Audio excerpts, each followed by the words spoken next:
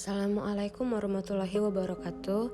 Saya Naputri Ayu Rizkina, NPM 1986022. Saya di sini akan menjelaskan tentang penelitian kuantitatif.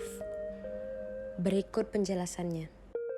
Menurut Kasiram 2008, di dalam bukunya Metodologi Penelitian Kualitatif dan Kuantitatif, mendefinisikan penelitian kuantitatif adalah suatu proses menemukan pengetahuan yang menggunakan data berupa angka sebagai alat menganalisis keterangan mengenai apa yang ingin diketahui. Metode ini disebut metode kuantitatif karena data penelitian berupa angka-angka dan analisis menggunakan statistik. Berikut karakteristik penelitian kuantitatif adalah menggunakan pola berpikir deduktif atau rasional empiris atau top down yang berusaha memahami suatu fenomena dengan cara menggunakan konsep-konsep yang umum untuk menjelaskan fenomena-fenomena yang bersifat khusus. Logika yang dipakai adalah logika positivistik dan menghindari hal-hal yang bersifat subjektif. Proses penelitian mengikuti prosedur yang telah direncanakan. Tujuan dari penelitian kuantitatif adalah untuk menyusun ilmu nomotetik, yaitu ilmu yang berupaya membuat hukum-hukum dari generalisasinya. Subjek yang diteliti, data yang dikumpulkan, dan sumber data yang dibutuhkan, serta alat pengumpul data yang dipakai sesuai dengan apa yang telah direncanakan sebelumnya. Pertama, pengumpulan data dilakukan melalui pengukuran dengan menggunakan alat yang objektif dan baku. Kedua, melibatkan perhitungan angka atau kuantitatif data. Ketiga, peneliti menempatkan diri secara terpisah dengan objek penelitian, dalam arti dirinya tidak terlibat secara emosional dengan subjek penelitian. Keempat, analisis data dilakukan setelah semua data terkumpul.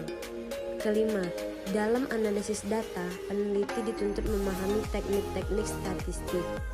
Keenam, hasil penelitian berupa generalisasi dan prediksi lepas dari konteks waktu dan situasi.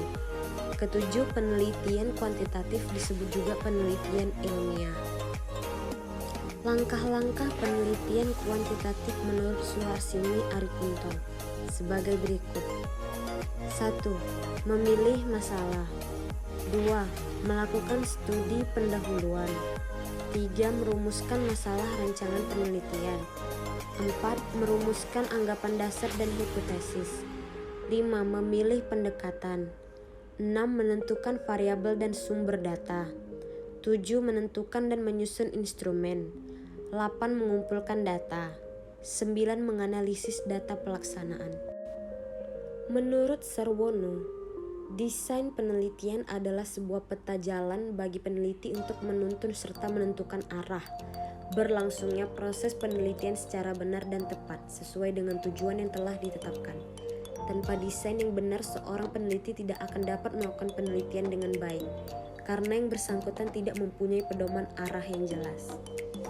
Desain penelitian kuantitatif dimulai dengan secara teknis membicarakan masing-masing bagian konstruksi desain penelitian seperti judul penelitian, latar belakang masalah, rumusan masalah, tujuan penelitian, manfaat penelitian, kajian pustaka, hipotesis penelitian, penentuan variabel dan indikator variabel, pengukuran sumber data, metode pengumpulan data, metode analisis data.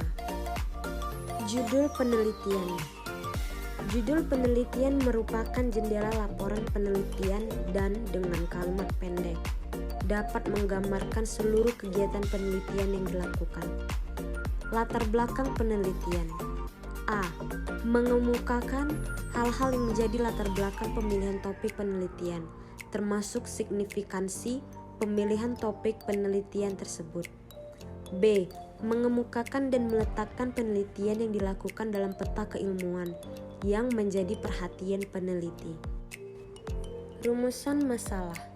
Rumusan masalah merupakan pertanyaan yang timbul berdasarkan judul maupun latar belakang yang ada.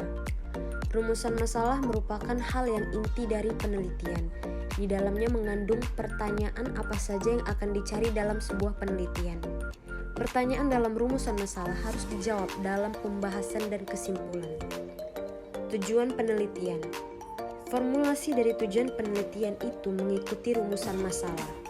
Jika rumusan masalah sudah dibuat dengan baik, maka formulasi tujuan penelitian mudah pula dirumuskan. Manfaat penelitian. Mengungkapkan secara spesifik kegunaan yang dapat dicapai dari aspek teoritis atau keilmuan, dengan menyebutkan kegunaan teoritis apa yang dapat dicapai dari masalah yang diteliti, dan aspek praktis dengan menyebutkan kegunaan apa yang dapat dicapai dari penerapan pengetahuan yang dihasilkan penelitian ini. Kajian pustaka. A. Melakukan kajian perpustakaan yang relevan dengan masalah penelitian. B. Pada bagian ini dilakukan kajian atau diskusi mengenai konsep dan teori yang digunakan berdasarkan literatur yang tersedia, terutama dari artikel-artikel yang dipublikasikan dalam berbagai jumlah ilmiah. C. Kajian pustaka berfungsi membangun konsep atau teori yang menjadi dasar studi. Metode analisis data. Metode analisis data kuantitatif tersebut dilakukan dengan cara statistik, yakni menganalisa dengan berbagai dasar statistik, yakni dilakukan dengan cara membaca tabel, grafik atau angka yang telah tersedia, kemudian dilakukan beberapa uraian atau penafsiran dari data-data tersebut.